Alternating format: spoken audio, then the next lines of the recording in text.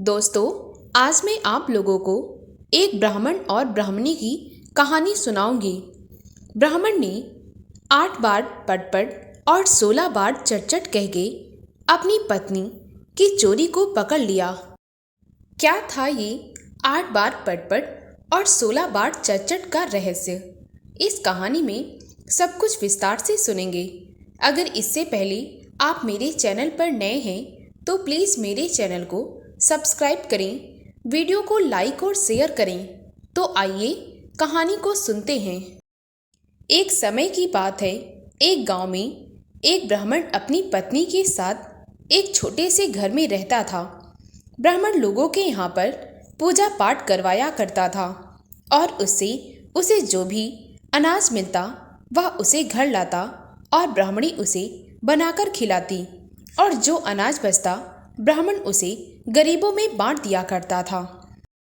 ब्राह्मण की यह आदत उसकी पत्नी को बिल्कुल पसंद न थी। वह बहुत परेशान रहती थी, क्योंकि जिस दिन ब्राह्मण को किसी के यहाँ पर कोई काम ना मिलता तो उन दोनों को भूखा ही रहना पड़ता। ब्राह्मणी यही सोचा करती थी कि अगर हम थोड़ा बहुत अनाज बचाकर रखें तो वह हमें उस दिन काम आए जिस दिन इन्हें कोई काम ना मिले। परंतु ब्राह्मण ऐसा ना करता। इसीलिए ब्राह्मणी ने सोचा कि क्यों ना ब्राह्मण को खाने के लिए 4 रोटियां ही दी जाएं, उससे ज़्यादा नहीं। इसीलिए जब ब्राह्मण शाम को दूसरों के यहाँ से पूजा पाठ करा के घर आया तो उसने ब्राह्मणी को कुछ आटा दिया।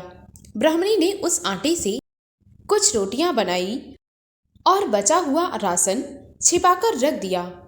जब ब्राह्मण खाने बैठा तो ब्राह्मणी ने उसके सामने 4 रोटियां रख दी। ब्राह्मण ने उन 4 रोटियों को खा लिया। फिर ब्राह्मणी से कहने लगा, और रोटी लेकर आओ, आज तो मैंने तुम्हें राशन ज़्यादा दिया है, इसीलिए तुमने रोटियां भी ज़्यादा बनाई होंगी। तभी ब्राह्मणी कहने लगी, नहीं, आपने जितना राशन दिया था मैंने उतना बना लिया है, अब इससे ज़्यादा घर में कुछ नहीं है। ब्राह्मण को कुछ समझ में न आया। वह मन ही मन सोचता रहा कि आज तो मैं आटा ज़्यादा लाया था, परंतु यह 4 रोटियां ही मुझे खाने को दे रही है, जरूर कुछ दाल में काला है। ब्राह्मण ने सोचा कि वह अपनी पत्नी की इस चोरी का पता जरूर लगाएगा। इसीलिए अगले दिन वह अपनी पत्नी से कहने लगा, सुनो, आज मुझे एक यजमान के यहाँ पूजा कराने जाना है जो दूसरे गांव में रहता है। मुझे आते आते रात हो जाएगी और अगर देर हो गई तो मैं सुबह आऊँगा। ब्राह्मणी कहने लगी, ठीक है। इतना कहकर ब्राह्मण वहाँ से चला गया और वह पूरा दिन अपने गांव की नदी के किनारे बैठा रहा, और जब शाम हुई तो वह चुपचाप घर आ गया और घर की छत पर चुपकर बैठ गया। तभी उसे अचानक से कुछ घर में आवाज़ सुनाई दी, 8 बार पट और 16 बार चट। जब रोटियां तवे पर पक रही थी तो उनमें से चट की आवाज़ आ रही थी। वह ब्राह्मण समझ गया कि ब्राह्मणी ने अपने लिए खाने को 8 रोटियां बनाई है। जब ब्राह्मणी खाने जा रही थी तभी अचानक से दरवाजे पर उसे आवाज़ आई। जब ब्राह्मणी ने दरवाज़ा खोला तो उसने देखा कि उसके सामने उसका पति खड़ा हुआ है। वह ब्राह्मणी कहने लगी, अरे आप आ गए, चलिए हाथ मुंह धो लीजिए, मैंने आपके लिए 4 रोटियां बना दी हैं। ब्राह्मण कुछ नहीं बोला और हाथ मुंह धोकर आसन पर बैठ गया। तभी अचानक से उसने अपना आड़ा टेढ़ा मुंह बनाया और अजीब अजीब सा बड़बड़ाने लगा। यह देख ब्राह्मणी कहने लगी, आपको क्या हुआ? परंतु ब्राह्मण कुछ ना बोला और कहने लगा, 8 बार पट और 16 बार चट। तुमने 4 नहीं बल्कि 8 रोटियां बनाई हैं और तुम उन्हें लेकर मेरे पास आ जाओ, मुझे बहुत भूख लगी है। तुमने सिर्फ रोटियां ही नहीं बल्कि रबड़ी भी बनाई है। इतना सुनकर ब्राह्मणी बहुत आश्चर्य में पड़ गई। वह सोचने लगी कि यह बात ब्राह्मण को कैसे पता। तभी ब्राह्मण ने कहा, मैं तुम्हारे घर का देवता हूँ जो तुम्हारे पति पर आ गया हूँ, अब तुम मुझे खुश करो। ब्राह्मणी भागकर खाने के लिए सारा सामान ले आई और ब्राह्मण के सामने रख दिया। ब्राह्मण मन ही मन सोचता रहा कि यह तो बहुत अच्छा हुआ, आज पेट भर के खाऊंगा। खाना खाने के बाद ब्राह्मण ने सोचा अब आराम करना चाहिए, इसीलिए वह फिर से आड़ा टेढ़ा मुंह बनाने लगा और अपने हाथ पैर टेढ़े करने लगा, जिससे उसकी पत्नी को यह लगे कि देवता उसका शरीर छोड़ रहे हैं। थोड़ी देर बाद वह एकदम सामान्य सा हो गया। तभी वह ब्राह्मणी से कहने लगा, अभी मुझे क्या हुआ था, मुझे ऐसा लग रहा मैंने कुछ अजीब बर्ताव किया है।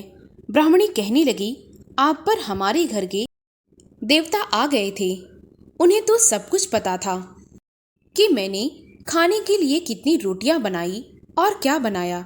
ब्राह्मण कहने लगा, तो तुमने क्या बनाया था? ब्राह्मणी कहने लगी, रहने दीजिए, जो मैंने बनाया वह मैंने देवता को खिला दिया, वे बड़े प्रसन्न थे। तभी ब्राह्मण कहने लगा, सुनो, लेकिन यह बात तुम किसी से बाहर मत कहना कि मुझ पर देवता आते हैं। ब्राह्मणी ने ब्राह्मण से कहा, ठीक है, मैं किसी से नहीं कहूँगी। परंतु यह बात ब्राह्मणी के पेट में ना पची। वह पूरी रात सो ना पाई। सुबह होते ही जब वह कुएं पर पानी भरने गई तो उसने अपनी सखियों से कहा, तुम्हें पता है, कल शाम मेरे पति पर देवता आ गए थे और वे सब कुछ जानते हैं। भूत भविष्य वर्तमान जो कुछ भी जानना चाहो वे सब कुछ बता सकते हैं। यह बात पूरे गांव में हवा की तरह फैल गई। तभी उसी गांव में एक किसान का बैल खो गया था और वह उसे नहीं मिल रहा था।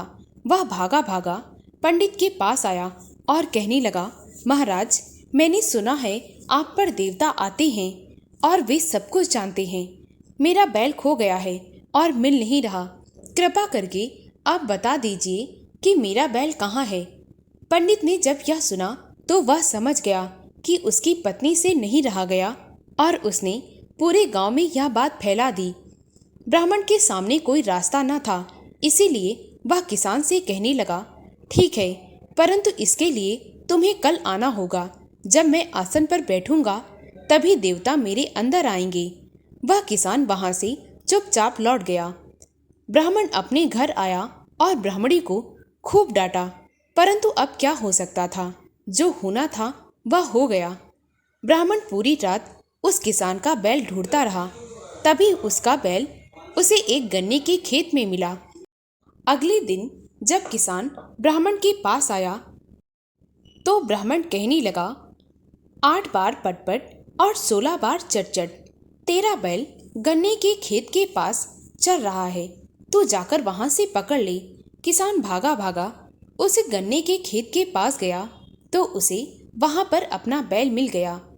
सभी लोग पंडित की बहुत ही ज्यादा तारीफ करने लगे। सारे गांव वालों को यह यकीन हो गया था कि उस ब्राह्मण के ऊपर उसके देवता आते हैं। फिर एक दिन उसी गांव में एक आदमी का घोड़ा खो गया। वह भागा भागा पंडित के पास आया और कहने लगा, महाराज, मेरा घोड़ा खो गया है। आपके ऊपर तो देवता आते हैं जो सब कुछ बता सकते हैं, इसीलिए कृपा करके मुझे बता दीजिए कि मेरा घोड़ा कहाँ है। यह सुनकर ब्राह्मण को अपनी पत्नी पर बहुत गुस्सा आ रहा था, परंतु वह सच्चाई कैसे बता सकता था कि उसके ऊपर कोई देवता नहीं आते। ब्राह्मण ने उस आदमी से कहा, ठीक है, तुम जाओ, कल मैं तुम्हें बताऊंगा कि तुम्हारा घोड़ा कहाँ है। ब्राह्मण फिर से पूरी रात उस आदमी का घोड़ा ढूंढता रहा। पूरी रात बीत गई परंतु उसे घोड़ा ना मिला। वह बड़ा परेशान था। तभी अचानक से उसे एक घास के मैदान में एक घोड़ा चरता हुआ दिखाई दिया। वह समझ गया कि यह घोड़ा उस आदमी का है। उसने उस घोड़े को वहीं पर बांध दिया और चुपचाप घर लौट आया। जब वह आदमी ब्राह्मण के पास आया तो ब्राह्मण ने कहा, 8 बार पटपट और 16 बार चटचट, बैल मिला गन्ने के खेत में और तेरा घोड़ा चल रहा है घास के हरे मैदान में। वह आदमी भागा भागा उसी घास के हरे मैदान में गया तो उसने देखा कि उसका घोड़ा वहां पर बंधा हुआ है। अपना घोड़ा पाकर वह बहुत प्रसन्न हुआ। सभी लोग ब्राह्मण की जय जयकार करने लगे थे। यह बात राजा को पता चली। राजा की बेटी का नौलखा हार खो गया था। राजा ने बहुत कोशिश की, परंतु वह हार उसे ना मिला। इसीलिए राजा ने ब्राह्मण को अपने दरबार में बुलवाया और कहने लगा, मैंने तुम्हारे बहुत किस्से सुने हैं, इसीलिए तुम बताओ कि मेरी राजकुमारी का हार कहाँ है। अगर तुमने नहीं बताया तो मैं तुम्हारा सिर कलम करवा दूंगा। यह सुनकर ब्राह्मण थरथर कांपने लगा। वह तो समझ गया था कि अब तो उसकी मौत निश्चित है। उसे क्या पता कि उसका हार कहाँ है। उसने तो घोड़ा और बैल खुद जाकर ढूंढा था, ना कि किसी देवता की शक्ति ने। वह मन ही मन सोच रहा था कि राजकुमारी का हार मैं खोजूं तो कहाँ खोजूं, वह कहाँ मिलेगा।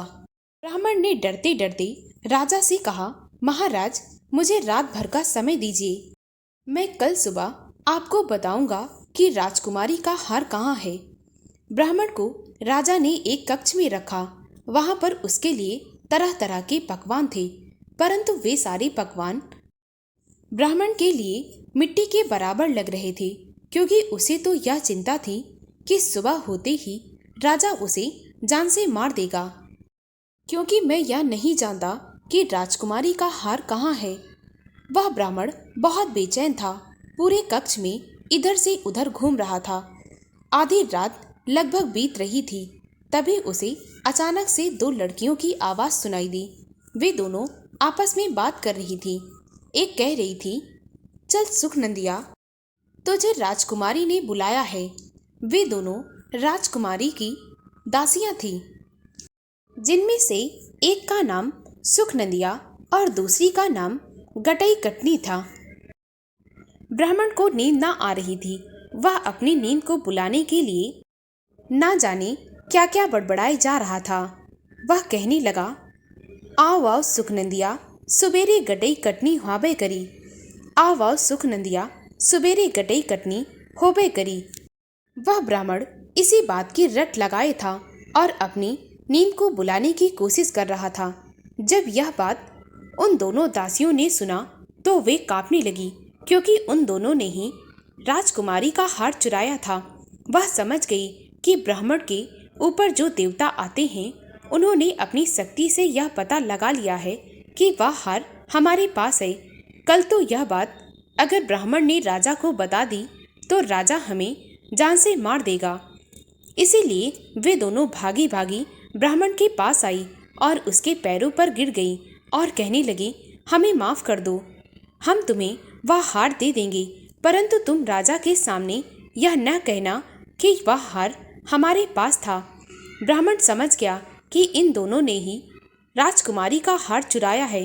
ब्राह्मण ने कहा, ठीक है, वह हार मुझे दे दो, परंतु वचन दो कि तुम लोग आगे से चोरी कभी नहीं करोगी। उन दोनों ने ब्राह्मण को वचन दिया और फिर वह नौलखा हार भी दे दिया। ब्राह्मण ने चुपचाप वह हार राजकुमारी के कक्ष के बाहर एक घड़े के नीचे दबा दिया और जाकर अपने कक्ष में आराम से सो गया। उसे बड़ी चैन की नींद आई।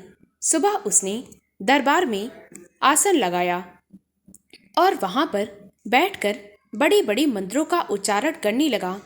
तभी वह कहने लगा, 8 बार पटपट, 16 बार चटचट, बैल मिला गन्ने के खेत में, घोड़ा मिला हरे घास के मैदान में, और राजकुमारी का हार रखा है घड़े के नीचे राजकुमारी के कक्ष के बाहर। इतना सुनकर राजा ने अपने सैनिकों से कहा, जाओ और देखो कि क्या वह हार उस घड़े के नीचे है। अगर यह ब्राह्मण सच कह रहा होगा तो इसकी जान बच जाएगी, नहीं तो आज भरे दरबार में मैं इसका सर कलम कर दूंगा। जब राजा के सैनिक उस घड़े के पास गए और घड़ा हटाकर देखा तो सच में वह हार वहां रखा हुआ था। यह देख राजा बहुत प्रसन्न हुआ, परंतु अभी भी उसके मन में संदेह था। राजा कहने लगा, ब्राह्मण, मुझे तुम्हारे चमत्कार पर कोई संदेह नहीं है, परंतु तुम्हें मेरे एक सवाल का जवाब देना होगा। तुम मुझे यह बताओ कि मेरी मुट्ठी में क्या है। अगर तुम सही बता ले गए तो मैं तुम्हें इतना धन दूंगा कि तुम्हारी 7 पुश्तें बैठकर खाएंगी। इतना सुनकर तो ब्राह्मण के पैरों तले जमीन खिसक गई। वह समझ गया कि आज तो उसका मरना तय है। उसकी किस्मत बार बार उसका साथ नहीं दे सकती। अब राजा की मुट्ठी में क्या है, मैं यह कैसे पता लगाऊं? इसीलिए वह बड़बड़ाने लगा, कहने लगा, 8 बार पटपट, 16 बार चटचट। बैल मिला गन्ने के खेत में, घोड़ा मिला घास के मैदान में, राजकुमारी का हार घड़े के नीचे, और अब टिड्डे की तरह कुचला जाएगा। इतना सुनकर राजा ने खुशी के साथ अपनी मुट्ठी खोल दी, क्योंकि राजा की मुट्ठी में टिड्डा ही था। जब ब्राह्मण ने टिड्डे को देखा तो वह फूला ना समाया, और फिर सभी लोग दरबार में ब्राह्मण की जय जयकार करने लगे। और राजा ने ब्राह्मण को बहुत सारा धन दिया। ब्राह्मण को राजा ने इतना धन दिया कि सच में वह बैठकर खाएगा तो उसकी 7 पुश्तें बैठकर ही खाएंगी, उन्हें कोई काम ना करना पड़ेगा। ब्राह्मण खुशी खुशी सारा धन लेकर अपने घर गया और ब्राह्मणी से कहने लगा, इसमें से मैं कुछ धन गरीबों में देना चाहता हूँ। ब्राह्मणी ने खुशी के साथ कहा, ठीक है, जैसी आपकी मर्जी। ब्राह्मण ने उसमें से आधा धन गरीबों में बांट दिया और फिर ब्राह्मणी से कहने लगा, अब हम कभी भूखे नहीं रहेंगे, परंतु याद रखो, आज से मेरे शरीर में कभी भी हमारे देवता नहीं आएंगे। ब्राह्मणी कहने लगी, ठीक है। अब ब्राह्मणी और ब्राह्मण दोनों बड़े ही प्यार के साथ एक दूसरे के साथ रहने लगे। दोस्तों, अगर आपको मेरी कहानी अच्छी लगी हो तो प्लीज़ मेरे वीडियो को लाइक और शेयर करें। मुझे ज़्यादा से ज़्यादा सपोर्ट करें ताकि मैं आप लोगों के लिए और भी अच्छी अच्छी कहानियाँ ला सकूं। कहानी को सुनने के लिए धन्यवाद।